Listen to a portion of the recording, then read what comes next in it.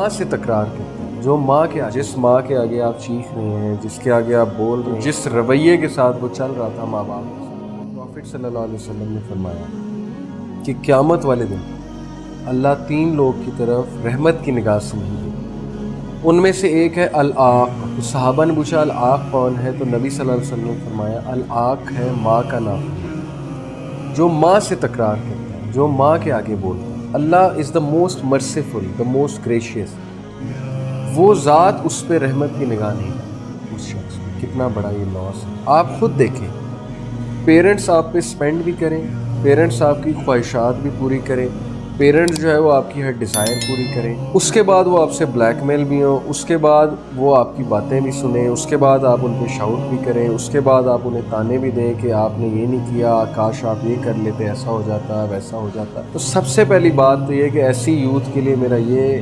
Message ہے کہ وہ لوگ بہت پچھتائیں گے۔ ایک کوٹ ہے کہ جس کو ماں باپ کی بات سمجھ نہیں لگی نا، اس کو پھر زمانہ سمجھاتا ہے، اور زمانے کا سمجھانے کا انداز بہت تلخ ہے۔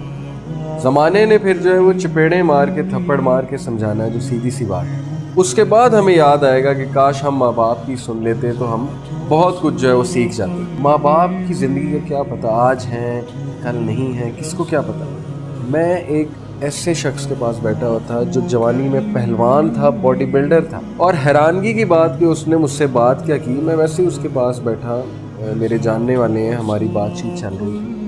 اس نے مجھے کہا کہ علی میں جوانی میں پہلوانی کرتا تھا۔ میں نے کہا میرا اتنا مسل تھا، اور میں جم بھی کرتا تھا، میں باڈی بلڈر مشہور تھا، ہیوی ویٹ لفٹر تھا میں۔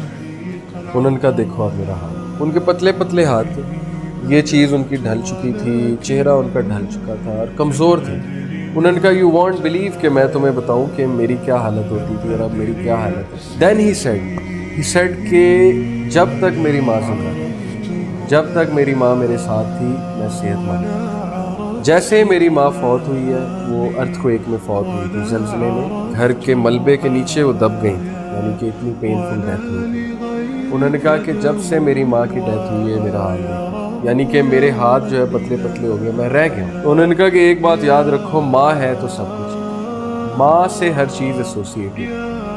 تو بتانے کا مقصد آپ سب کو یہ ہے کہ جس ماں کے آگے آپ چیخ رہے ہیں، جس کے آگے آپ بول رہے ہیں، بدتمیزی کر رہے ہیں، اور لٹرلی گونز بنے ہوئے، بدماش بنے ہوئے ہیں، کہ ایک تو وہ آپ کی خواہشات بھی پوری کریں، آگے سے ہم ان کو بلیک میل بھی کریں، آگے سے وہ ہماری باتیں بھی سنیں، تو یہ ماں باپ ہی ہیں جو آپ کو برداشت کریں۔ یہ بات، یہ رویہ ہم کہیں باہر دکھائیں گے نا کہ ہماری خواہشات بھی پوری کرو اور ہماری باتیں بھی سنو، تو شاید آپ کو 2 تھپڑ ماریں اور اس کے بعد آپ کو وہاں سے نکال دیں، آپ کو وہاں بیٹھنے بھی نہ دیں۔ تو اس لیے اس سے پہلے کہ زمانہ آپ کو سکھائے، اس سے پہلے کہ اللہ آپ کی پکڑ کر لے، اس سے پہلے کہ آپ بہت ٹھوکریں کھائیں، تو ماں باپ کو دشمن نہ سمجھیں۔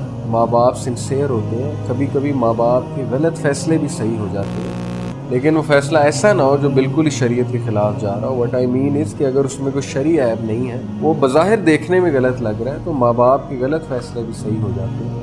اور زندگی کا تجربہ یہ کہ جس نے ماں کی بات مانی ہے، باپ کی بات مانی ہے، اس نے دنیا میں بہت عزت کمائی اور اس کی زندگی میں آسانیاں ہی آئی ہیں۔